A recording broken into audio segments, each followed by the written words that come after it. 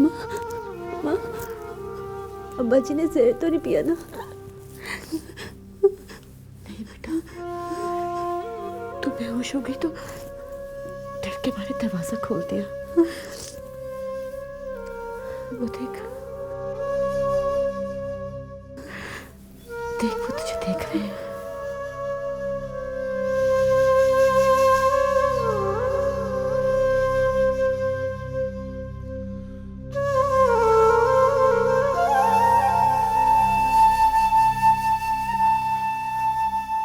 अम्मा, बस अम्मा, एक बार उन्हें कहा कि मुझे माफ कर दे,